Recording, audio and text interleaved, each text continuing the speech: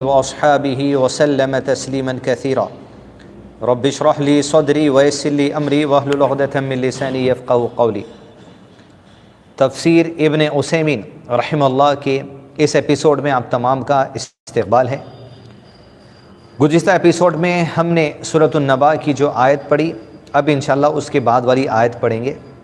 جو last episode میں آیت پڑھی گئی، اعوذ باللہ من الشیطان الرجیم، وَجَعَلْنَا اللَّيْلَ لِبَاسًا رات کے متعلق، وَجَعَلْنَا النَّهَارَ مَعَاشًا دن کے متعلق، وَبَنَيْنَا فَوْقَكُمْ سَبْعًا شِدَادًا وَجَعَلْنَا سِرَاجًا وَهَّاجًا سورج کے متعلق۔ اب اگلی آیت اس ایپیسوڈ میں جو تفسیر شیخ نے لکھی وہ پڑھنے کی کوشش کریں گے، وہ سورہ نبا کی آیت نمبر 14 ہے اور 15 اور 16۔ وَأَنزَلْنَا مِنَ الْمُعْصِرَاتِ مَاءً ثَجَّاجًا لِنُخْرِجَ بِهِ حَبًّا وَنَبَاتًا وَجَنَّاتٍ أَلْفَافًا۔ ترجمہ جو لکھا ہے یہ،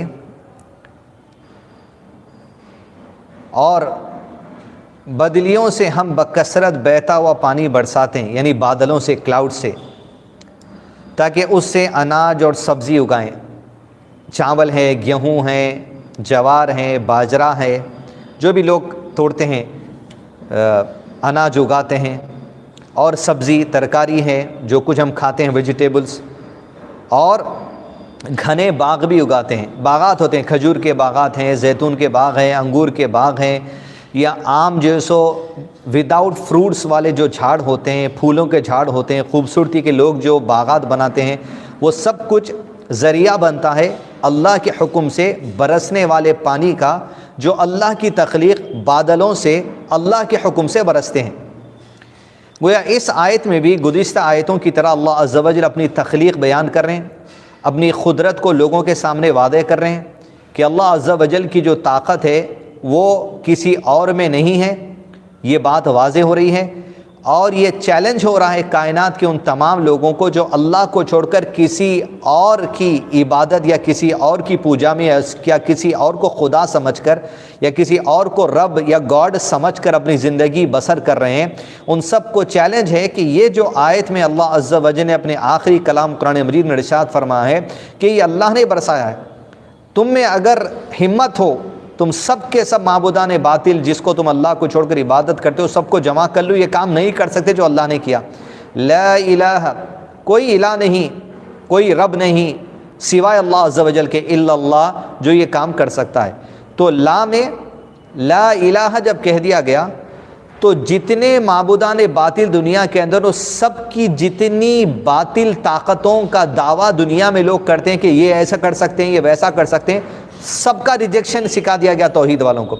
ایک مسلمان کو سب کا ریجیکشن سکھا دیا گیا کہ کوئی طاقت نہیں الا اللہ، صرف اللہ عز و جل کی طاقت ہے۔ اب بادل اللہ کی تخلیق ہیں، ہوائیں اللہ کی تخلیق ہیں، یہ ہوائیں بادلوں کو گھیر کر لاتی ہیں اللہ کے حکم سے، بادل میں سے پانی برستا ہے یہ اللہ کے حکم سے، جو پانی برس رہا ہے وہ اللہ کی تخلیق ہے، وہ تخلیق وجود میں آنا وہ بھی اللہ کے حکم سے، اس کا برسنا اللہ کے حکم سے، زمین پر گرنا اللہ کے حکم سے، آسمانوں سے لے کے زمین کا سفر پار کرنا، وہ بارش کا ایک بوند وہ اللہ کے حکم سے، وہ بوند جا کر زمین پر ٹھنڈک کے ساتھ برسنا یہ اللہ کے حکم سے، یہ اللہ کی تخلیق، زمین اپنے اندر پانی کو چوس لینا یہ اللہ کی تخلیق، زمین اپنے اندر پانی کو چوس کر اللہ کے حکم سے نباتات اگانا، یا جو سو کھیت جو سو بحال آ جانا، بہاری آ جانا، کھیتوں میں اناج اگ جانا، یہ سب کچھ اللہ کے حکم سے۔ تو یہ پوری جو سائنس ہے، آپ دیکھیں گے کالج میں، اسکول میں، آپ بائی پی سی سبجیکٹ میں یا باٹنی سبجیکٹ میں پڑھایا جاتا ہے۔ ایمان والے کا کام یہ ہے کہ ساری تخلیق جب اللہ نے کی ہے تو یہ تخلیق کی جو نالج ہے یہ بھی اللہ کی ہے۔ کوئی روی شنکر، کوئی پرساد، کوئی جارج، کوئی جان اگر کوئی کتاب لکھ کر یہ کہہ دے کہ یہ باٹنی ہے، فزیکل سائنس ہے، تو ہم یہ نہیں سمجھ لیں گے کہ دنیا کے لوگوں نے علم بنا لیا ہے، بلکہ اللہ تعالیٰ اپنے بندوں میں سے، چاہے وہ کفار میں سے ہو، نان مسلمز میں سے ہو یا مسلمانوں میں سے ہو، جسے چاہتا ہے اپنی تخلیق کا علم دے دیتا ہے۔ اور وہ جو علم اللہ عز و جل نے دیا ہے، ہم نے گزشتہ ایپیسوڈز میں بھی یہ بات آپ کے سامنے واضح کی کہ جو تخلیق اللہ عز و جل نے کی ہے جو نالج اللہ عز و جل نے شیئر کی ہے، اس کا مقصد کیا ہے؟ اس کا مقصد یہ ہے کہ اس علم کے ذریعے اللہ کو پہچانو، اور اس علم کے ذریعے دنیا میں فائدہ اٹھاؤ، لیکن حلال طریقے سے، حرام طریقے سے بچ کر۔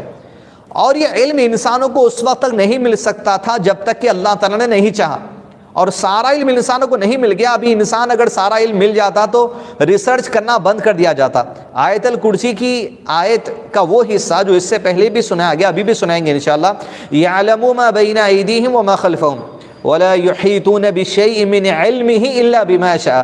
تم اللہ کے علم میں سے کوئی شے کا، ایک ایٹم کا، ایک چھوٹے سے ذرے کا بھی علم اپنے علم میں نہیں لا سکتے، الا بما شاء، مگر جو اللہ چاہے تمہیں علم عطا کر دے۔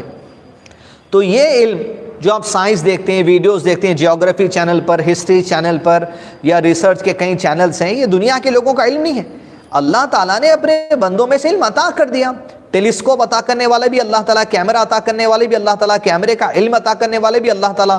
اگر سب کچھ انسان نے بنا لیا تو جب سے انسان پیدا ہوا تبھی سے یہ سیدھے وجود میں آ جانا تھا۔ یعلم ما بین ایدیہم وما خلفہم ولا یحیطون بشیء من علمہ الا بما شاء، لیکن اللہ تعالیٰ چاہا اس وقت یہ علم آیا۔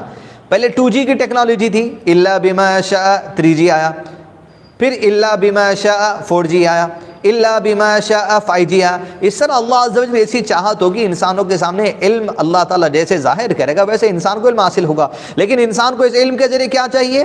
رب کو پہچاننا، اللہ کو پہچاننا، اللہ کی تابعداری کرنا، اللہ کی عبادت کرنا، اللہ کی اطاعت کرنا، اور اس علم کے ذریعے دنیا میں حلال کماؤ، لیکن اس علم کے ذریعے رب کو مت بھول جاؤ، اور اس علم کے ذریعے حرام طریقے سے لوگوں پہ ظلم مت کرو، حرام سے کمانے کی کوشش مت کرو۔ یہ بنیادی مقصد ہے۔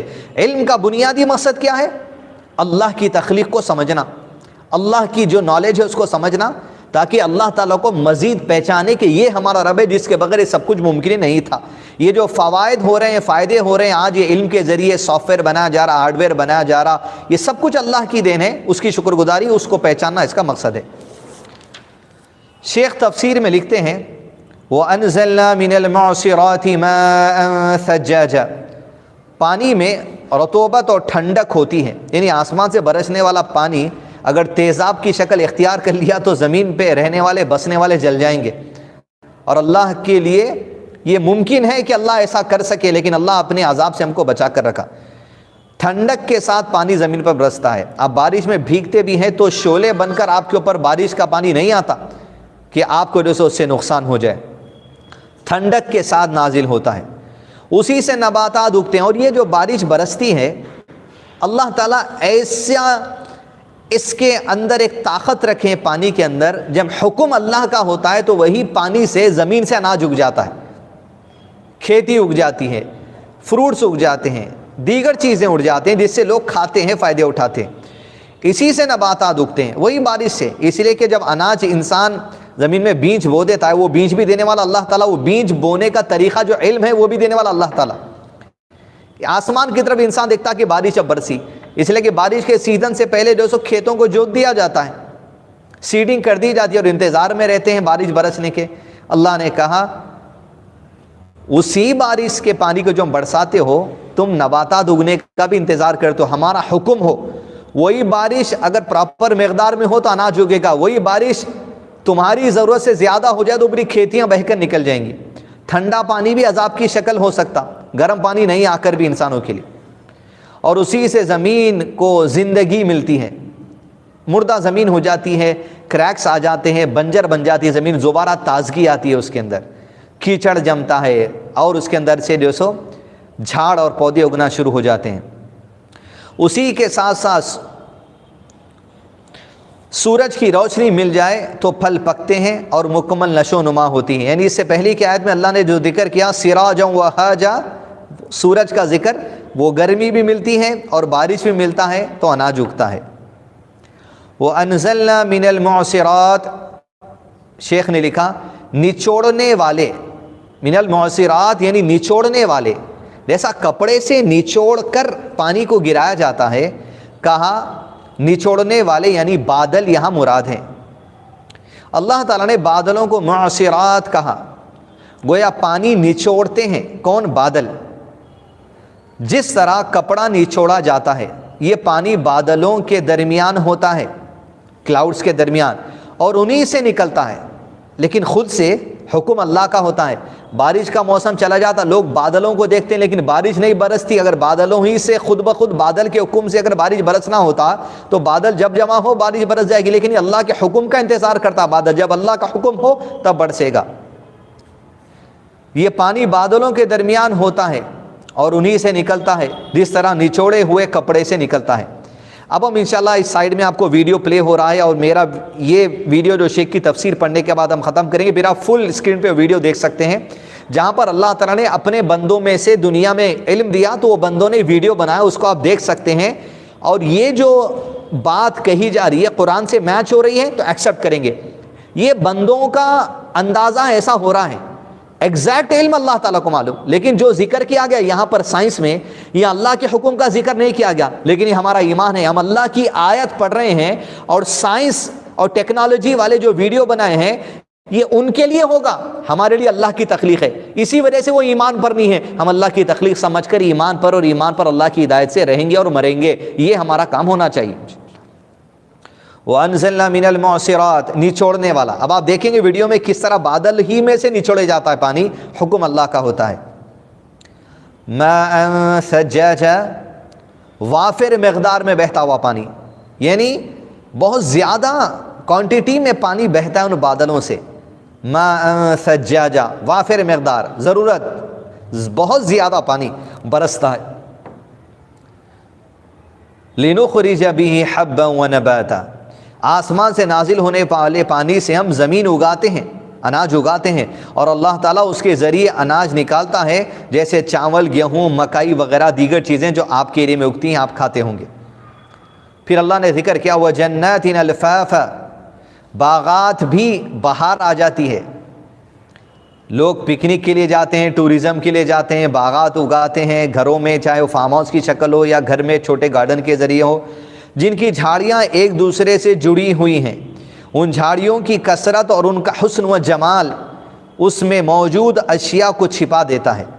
یعنی جب بارش برستی ہے اور جھاڑ اگنا شروع ہو جاتے ہیں، ہرا بھرا موسم جب آپ کو دکھتا ہے، تو انسان کے موڈ میں ایک ایسا اللہ عز و جل نے سسٹم رکھا ہے کہ آپ انتہائی دھوپ میں ہیں تو آپ چڑپڑ میں ہو جاتے ہیں، لیکن وہی دھوپ جب بادل آ جاتے ہیں آپ کا موڈ بدل جاتا، بارش برستی ہے آپ کا موڈ بدل جاتا، وہ بارش برسنے کے بعد گارڈننگ اچھی ہو جاتی ہے، آپ لوگ گھومنے نکل جاتے ہیں باغات کی طرف، ٹھنڈی چھاؤں میں گھومنے کے لیے کشمیر چلے جاتے، دیگر جگہوں پہ چلے جاتے۔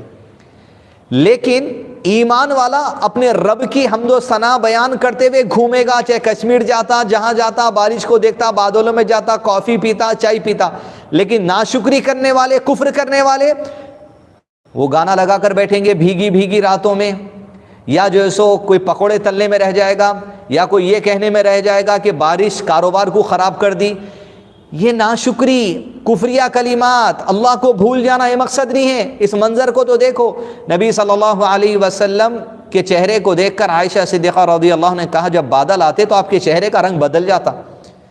عائشہ صدیقہ نے پوچھا اللہ کے نبی صلی اللہ علیہ وسلم جب بادل آتے ہیں، خوشخبری آتی ہے، لوگوں کا مزاج اچھا ہو جاتا، موڈ اچھا ہو جاتا بارش سمجھ کر، لیکن آپ کے چہرے کا رنگ بدل جاتا ہے۔ اللہ کے نبی صلی اللہ علیہ وسلم کیوں؟ تو آپ صلی اللہ علیہ وسلم نے فرمایا عائشہ، ہم سے پہلے قوم گزری تھی، ان کے سروں پر اللہ تعالیٰ نے بادل بھیجے ہواؤں کے ذریعے، تو وہ قوم خوش ہو گئی کہ اللہ عز و جل کی طرف سے اب بارش برسنے والی ہے، لیکن کچھ ہی دیر ہونا تھا کہ اللہ کا حکم ہاں وہی بادلوں میں سے اس قوم کے اوپر عذاب نازل کر دیا گیا۔ تو میں ڈرتا ہوں کہیں اللہ میری امت پر عذاب کے بادل تو نہ بھیج دیں، تو اللہ ہم کو عذاب کے بادلوں سے محفوظ رکھیں، آمین۔ ماء ثجاجا لنخرج به حبا ونباتا وجنات الفافا، اور باغات وغیرہ سب کچھ اٹھتے ہیں۔ دیکھیے اللہ عز و جل کی تخلیق بھی ہے، اس تخلیق کے ذریعے اللہ تعالیٰ انسانوں کو اناج دیتا ہے، ان کے موڈ کو اچھا کر دیتا ہے۔ اس لیے جب کسی کی کوئی قسم کی اگر طبیعت بگاڑ ہوتی ہے، انہیں کہا جاتا ہے کہ بھئی آپ تھوڑا باہر جا کر آئیے، بحالی ہوتی، لوگوں کو دیکھیے، باغات دیکھیے، جھاڑ دیکھیے، انسان کا موڈ بدل جاتا۔ سب کچھ حکم الہی سے۔